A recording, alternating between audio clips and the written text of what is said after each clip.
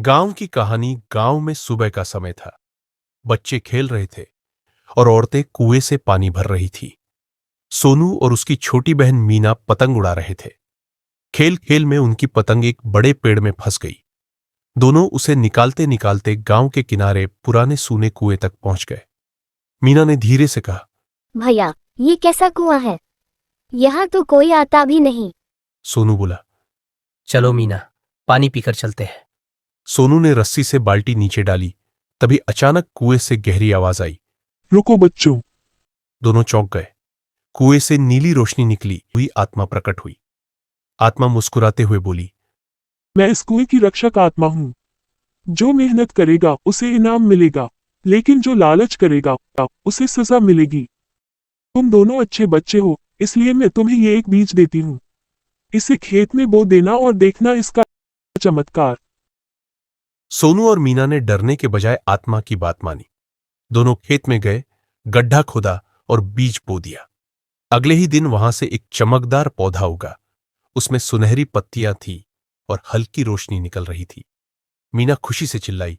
भैया, ये तो सचमुच जादुई है। सोनू बोला। ये हमें मेहनत का फल देने आया है। धीरे धीरे पौधा बड़ा हुआ और उस पर सोने जैसे फूल और फल लगने लगे। पूरा गांव हैरान रह गया। रामू काका ने देखा तो बोले, अरे वाह, मैंने ऐसा पौधा कभी नहीं देखा। ये तो बच्चों की मेहनत का कमाल है। गांव वाले खुश होकर सोनू और मीना की तारीफ करने लगे। लेकिन गांव में एक आदमी था, भोलू। वह बहुत लालची था। उसने मन में सोचा, अगर ये पौधा मेरा हो जाए तो मैं गांव का सबसे अमीर आदमी बन जाऊंगा। मुझे ये चाहिए, चाहे जैसे भी हो।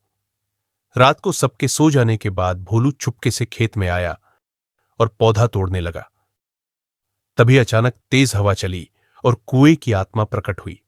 उसकी आवाज गूंज उठी, बोलो, लालच करने वाले का कभी भला नहीं होता। मेहनत से कमाओ, चोरी से नहीं। भोलू घबरा गया, लेकिन उसने पौधा पकड़ने की कोशिश की। तभी पौधा चमक कर गायब हो गया और भोलू कीचड़ में गिर गया। वह हाथ पांव मारता रहा। आत्मा बोली, तुम्हारे लालच की सजा है। याद रखना, ईमानदारी ही सच्चा धन है। अगले दिन आत्मा ने सोनू और मीना से कहा, उन्होंने मेहनत और ईमानदारी दिखाई, इसलिए मैं तुम्हें असली इनाम देती हूँ। अब तुम्हारा खेत हमेशा फल फूल से भरा रहेगा। तुम्हारे गांव में कभी भूख नहीं होगी। अचानक खेत हरे भरे हो गए। चारों ओर गेहूं और धान लहलहाने लगे। पेड़ों पर फल लग गए और पूरा गांव खुशियों से भर गया। ढोल नगाड़े बजने लगे, औरतें गाने लगीं, बच्चे नाचने लगे। रामू काका ने हंसकर कहा, देखो बच्चों, मेहनत और ईमानदारी का फल सबसे मीठा होता है। सोनू और मीना गर्व से मुस्कुराए। आत्मा धीरे धीरे गायब होते हुए बोली, याद रखना बच्चों, लालच हमेशा बर्बादी लाता है।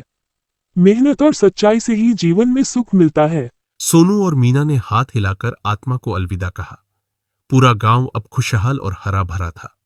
हर ओर हंसी खुशी का माहौल था।